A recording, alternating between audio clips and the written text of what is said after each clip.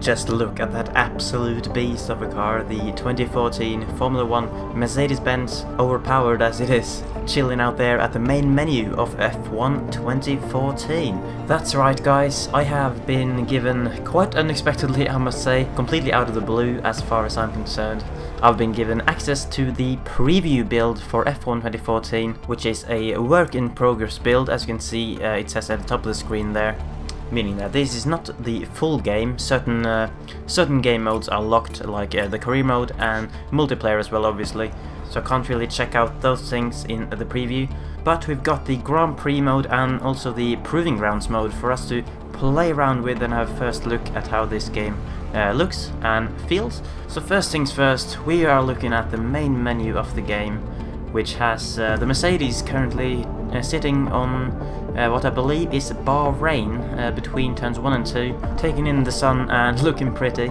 And of course another thing we'll notice is that there is no classics mode like there was on F1 2013. The classic cars and tracks are not included in the 2014 game, which personally I'm not too bothered about, to be honest, because although it was kind of cool when it first launched on 2013, the classic stuff I barely touched it after the first couple of weeks, to be honest. But who knows, they might have something planned with classic stuff again in the future.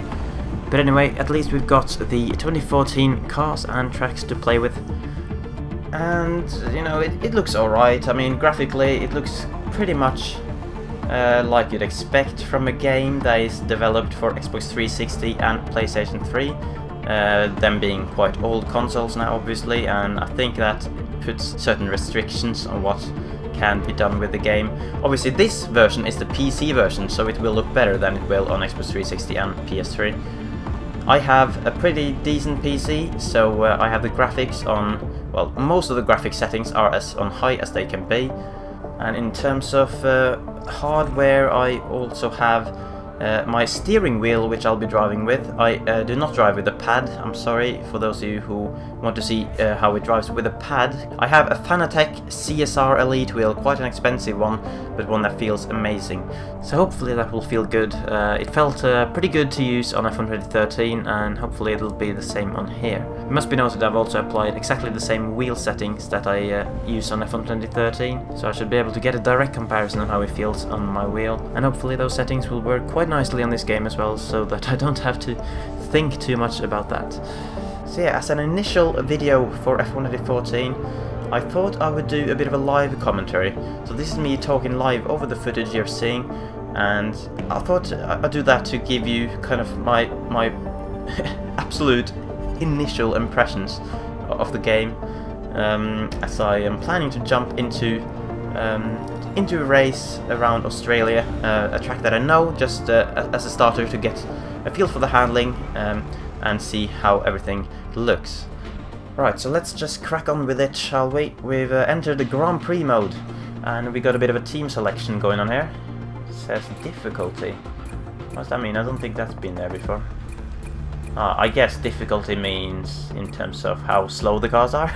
So obviously if you pick a Rouge and a Caterham with a 4-dot difficulty, then it'll be more difficult obviously to have a good race, as it compared to, for example, picking Mercedes, which is the fastest car on the game presumably, as it is in real life.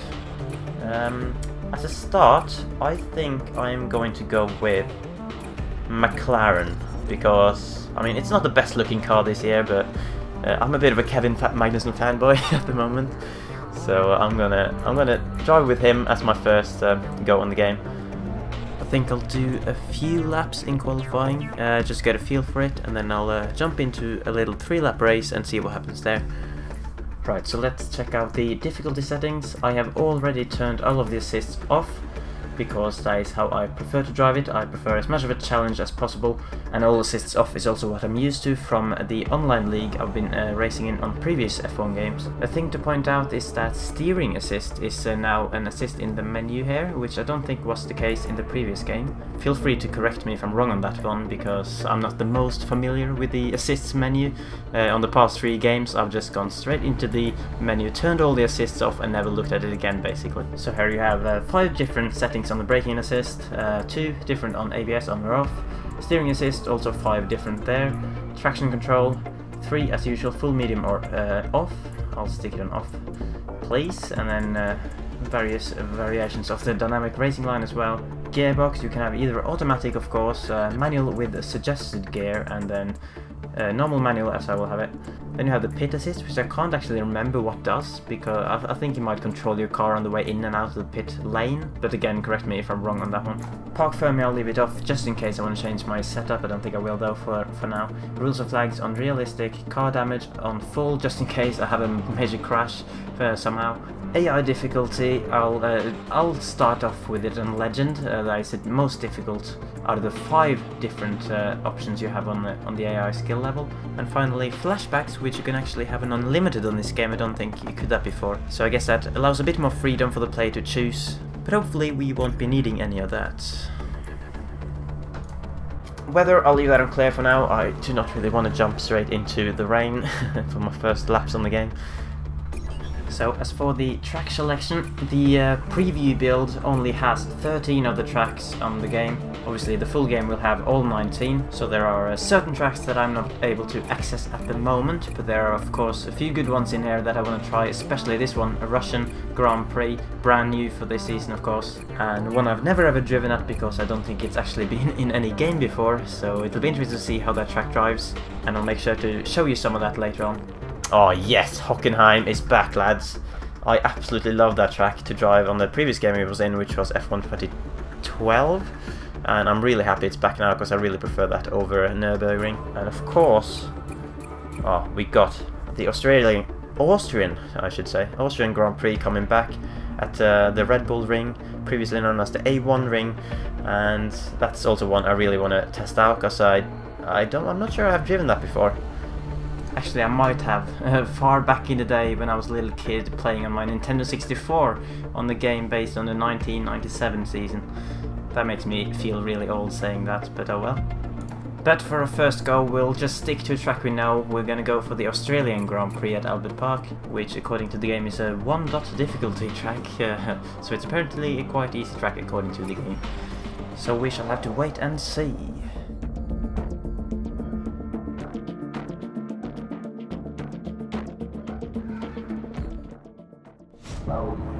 Here we are in this awful green run affair at the turn 1 there. Ugh, I absolutely hate this color. Why do Rolex have to have that green color?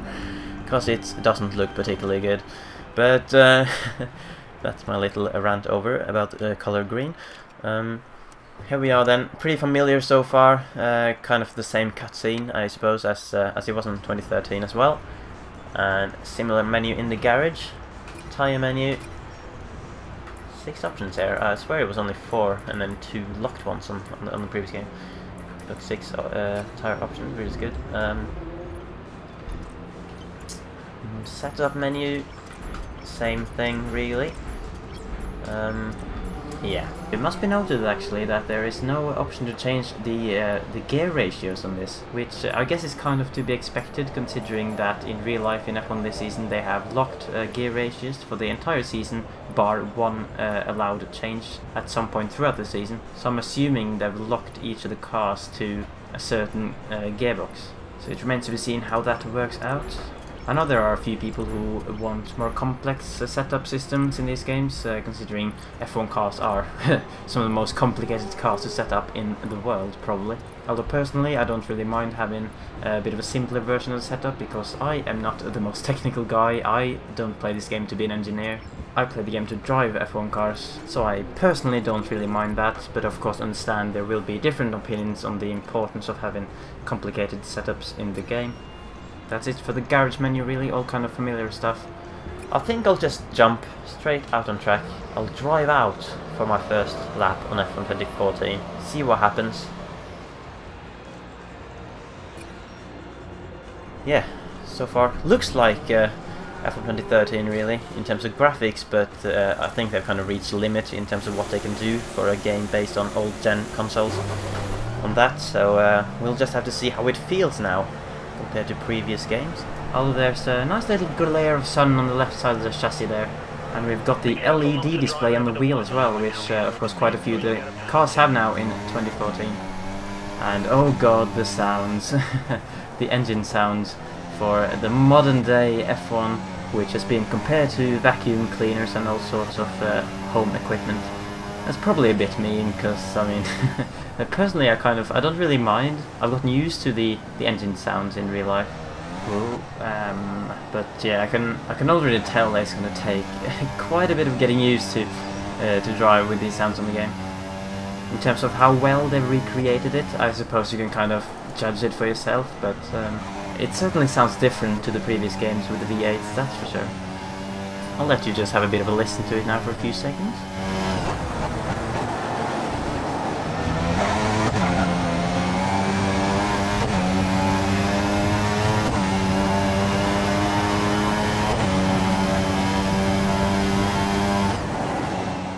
Let's see how this feels then. That felt quite nice through there in 6th gear. Obviously new gearbox as well. 8 gears on these cars now. Oh, I'm not really sure what gears to be in all these cars now, to be honest.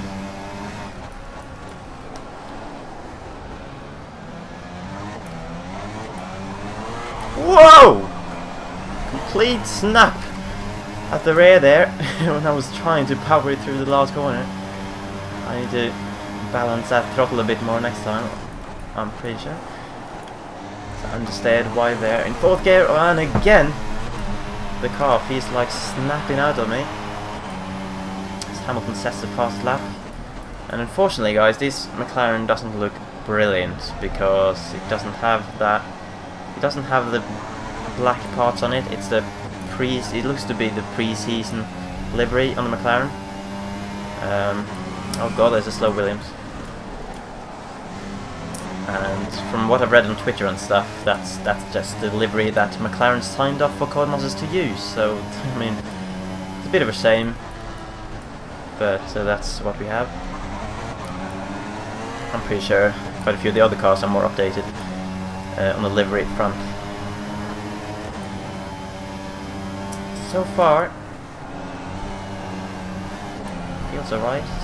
No, was I in 7th gear there? No, I think I was in 6th gear through there. Again. Ooh, braked a bit late this time. Whoa! Jesus Christ. Loads of wheel spin on the curve there and threw my car out. Let's see if I can do it better through the last corner this time. Try to balance the throttle, and I just missed the apex when I tried to do that and still got oversteered, so that's not gone particularly well. I think I'll do one more lap, try to push a bit, although I got this this car kind of not too far ahead. Right, 4th gear through turn 1. Bit of dirt kicking up from the Marussia ahead, which I'll surely be catching. I forgot to apply DRS there. We got Chilton, and I'm not really going to dive bomb him in qualifying, to be honest. And let's see if we can get past him, because it's kind of blocking me right now. I'll go on the left Chilt. Thank you very much. Ooh, just can hear the wheel spin, even in 4th gear of that corner, with loads of more torque on these cars, of course, with the new engines. And again, I have to kind of balance the throttle a bit. But tell, I swear he's popped up as setting the fastest lap like 3 times now. Let's try again in 6th gear through here. Feels alright.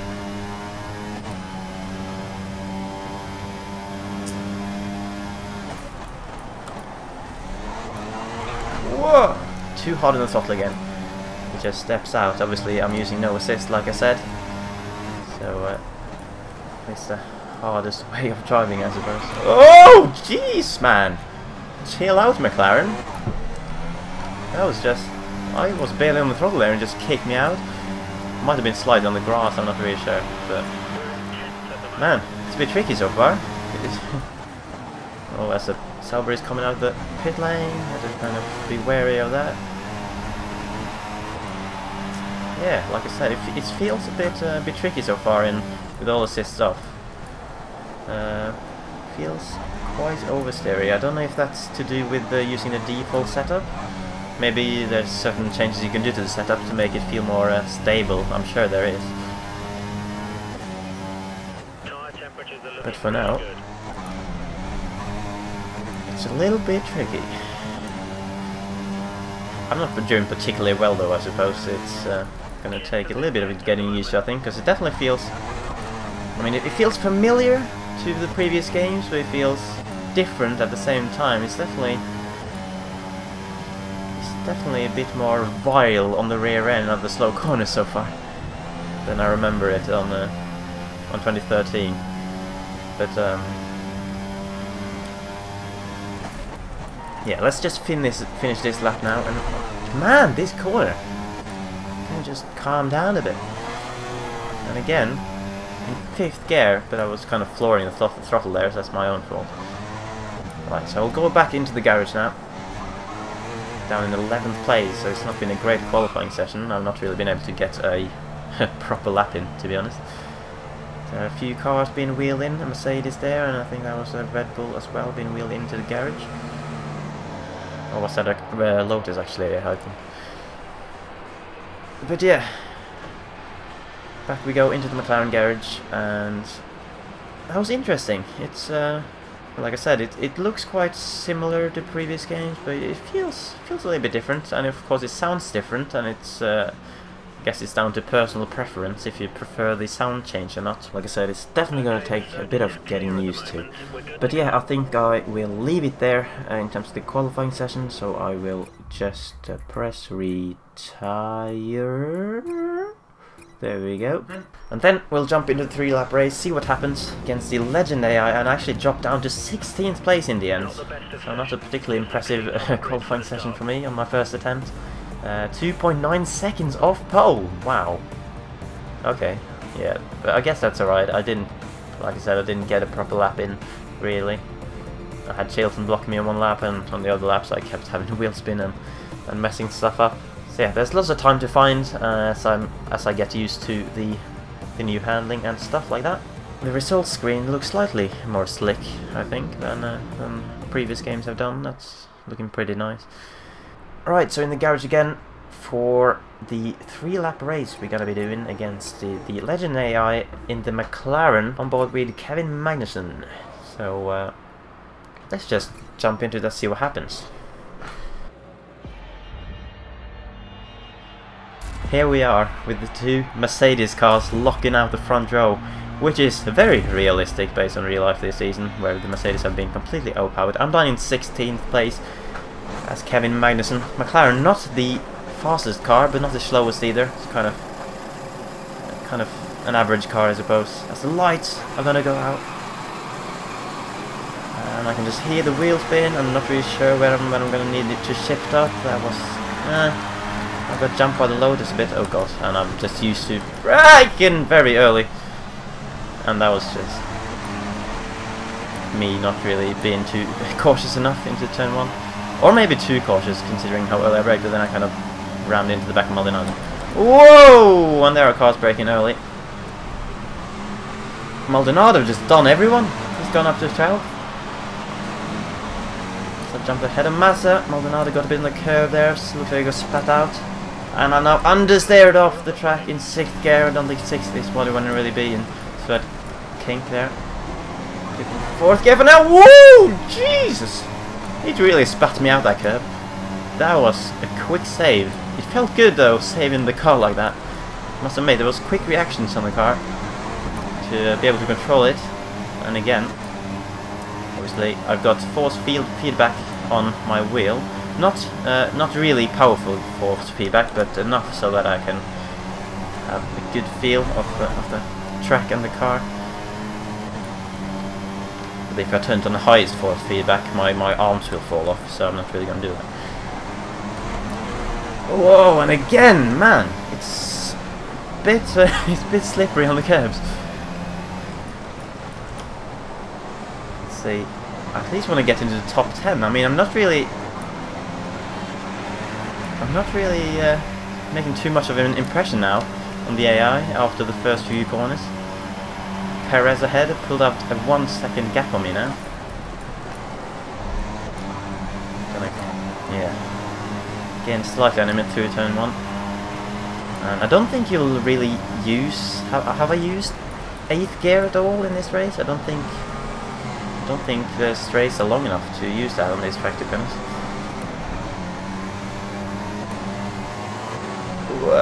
understeer again. As I'm pulling slightly away from Maldonado and catching slightly up to Perez.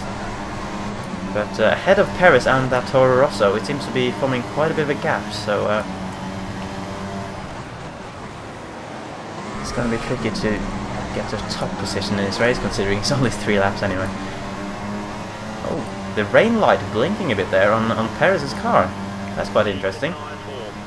And on the Toro Rosso ahead as well. Is that the car doing some energy harvesting? Because I know in real life that happens when the car harvests energy, usually going into corners. Then I think then the rain light flashes. So that's a nice little touch there. Oh god, that's completely messed up that corner. And again, I'm just scared of getting on the throttle this right now. Because all the time I've gone through the penultimate corner and the last corner, I've just had loads of wheel spin. But it's fun to control, I suppose. It definitely feels like you get more wheel spin in these cars than you got on F1 2013 with no assist on. So let's see on the final lap if we can make any sort of impression on Perez and whichever Toro Rosso that is ahead, either Verne or Kvyat. And man, the curbs! I'm just scared of curbs now. Jesus.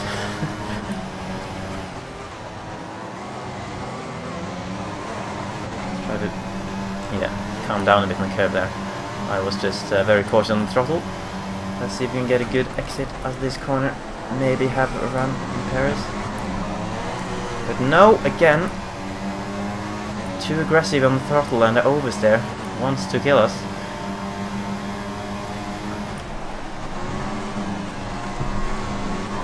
Trying my best not to cut the corners, and again I had to correct oversteer in 6th gear on the curb coming out of turn 12. Getting quite close to Perez. Not close enough to dive bomb him though.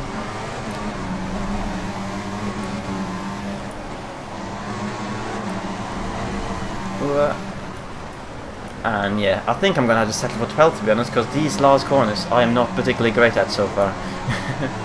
As you can see, sliding all over the place, and the AI doesn't seem to be struggling with traction, so I'm gonna have to settle to finish in 12th, and that's not a very impressive debut for me on F1 2014, but it was interesting to feel the game.